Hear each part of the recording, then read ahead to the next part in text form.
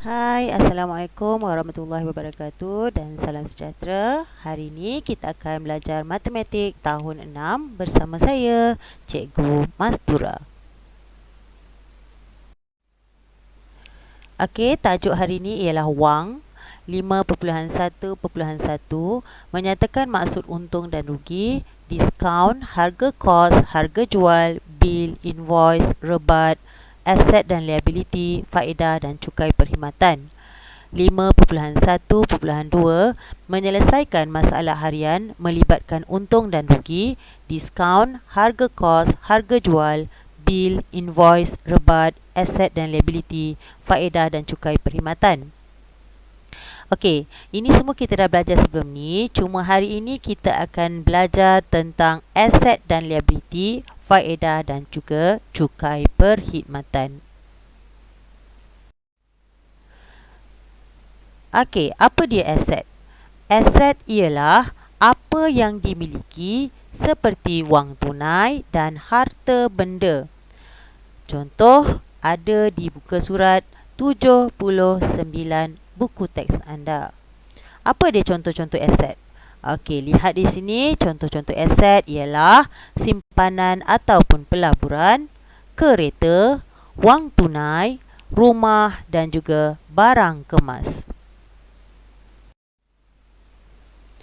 Okey, liability pula ialah tanggungan keuangan atau hutang. Ada di buku teks halaman 79. Apa contoh-contoh liability? Okey, contoh liability ialah hutang kad kredit, cukai. Cukai ni ada banyak seperti cukai perkhidmatan, cukai pendapatan, cukai pintu dan sebagainya. Okey, selain tu ialah ansuran kereta dan juga ansuran rumah. Kenapa ada ansuran kereta dan ansuran rumah? Ini bermaksud bila mereka buat pinjaman di bank untuk membeli kereta ataupun rumah, bulan-bulan mereka kena bayar, itu dipanggil liability, tanggungan keuangan ataupun hutang. Maksudnya dia belum menjadi milik pemilik tersebut. Baiklah, seterusnya ialah faedah. Apa dia faedah? Ada di buku teks halaman 81. Apa maksud faedah? Ialah sejumlah wang yang diperoleh atas simpanan wang di bank. Okey, sejumlah wang yang diperoleh maksudnya penambahan wang bila kita simpan wang di bank. Okey. Ia juga boleh dipanggil sebagai bonus ataupun dividen kerana ia adalah nama lain bagi maksud faedah yang diberikan oleh institusi keuangan tertentu. Ada contoh bank ataupun institusi keuangan, ada yang panggil faedah, ada yang panggil bonus, ada yang panggil dividen. Okey. Dan seterusnya ialah cukai perkhidmatan. Okey, ada di buku teks halaman 82. Apa dia cukai perkhidmatan? Cukai perkhidmatan ialah cukai yang perlu dibayar ke atas perkhidmatan yang disediakan oleh perniagaan tertentu seperti hotel dan juga restoran makanan segera. Okey, ini contoh resit daripada restoran makanan segera. Apa dia cukai perkhidmatan? Okey, biasa diletak nama service tax. Okey, ada dekat anak panah tu. Itu adalah contoh cukai perkhidmatan. Okey, hari ini ialah tugasannya buku teks halaman 87, soalan latih diri, selesaikan soalan A, B, C. Okey, macam mana nak selesaikan? Okey, jangan risau, cikgu ada tolong juga. Okey, contoh soalan A. Jadual menunjukkan aset dan liability Encik Syahril dan Encik Aidil. Siapakah yang lebih kaya? Okey, tengok. Cik Syahril, aset dia 408,517. Liability dia ialah RM217,89. Encik Aidil pula, aset dia RM526,039. Manakala liability-nya RM348,510. Okey, bagaimana nak kira kekayaan dia?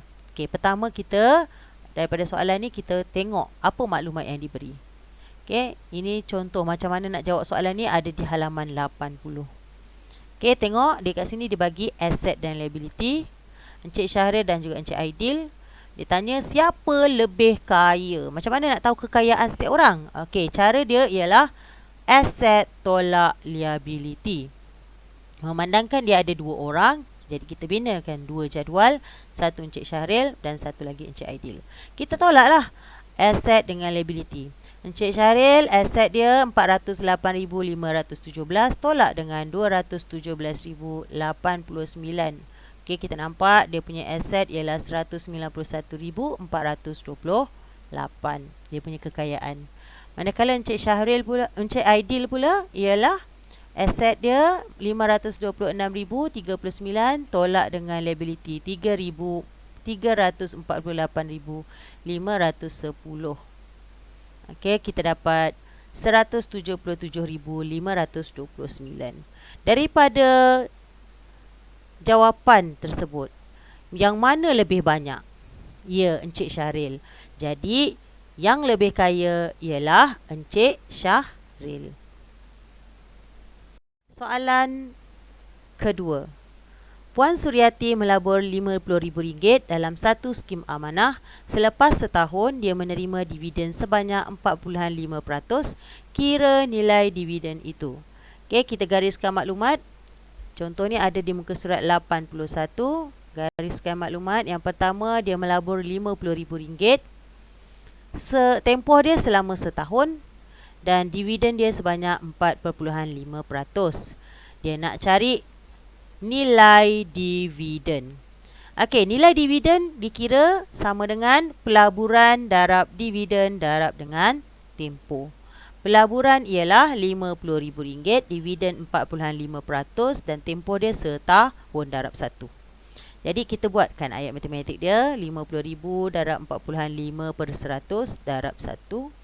Potong sifar yang kedua. Okey, jadi 500 darab 4.5 sama dengan 2,250.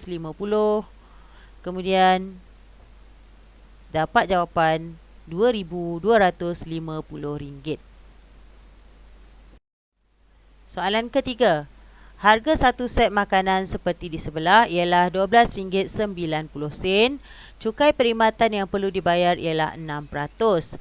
Berapakah jumlah harga yang perlu dibayar? Okey, gariskan maklumat. Ini contoh ada di muka surat 82 dan 83. Gariskan maklumat. Satu set makanan. Harga dia RM12.90. Cukai perkhidmatan ialah 6%. Dia nak jumlah harga yang perlu dibayar. Yang ini kita kena kira cukai perkhidmatan dia dulu. Kemudian baru kita kira jumlah yang perlu dibayar. Okey, cukai perkhidmatan ialah 6% daripada RM12.90. Okey, jadi 6% darab dengan RM12.90 sama dengan 77.4. 77.4 bagi dengan 100 dapat RM70.774. Okey, tapi dalam ringgit tempat selepas titik perpuluhan ada 2 sahaja. Jadi kita bundarkan tempat yang kedua. Okey, kita akan dapat 77 sen. Jadi jumlah yang perlu dibayar ialah harga asal dengan cukai perkhidmatan. Okey, RM12.90 tambahlah dengan cukai perkhidmatan 77 sen. Jadi jumlah yang perlu dibayar ialah RM13.67. Okey, jangan lupa siapkan tugasan. Tugasan yang mana? Tadi ABC yang dah diberi tadi. Kemudian ambil gambar dan hantarkan ke GC. Apa lagi? Assalamualaikum.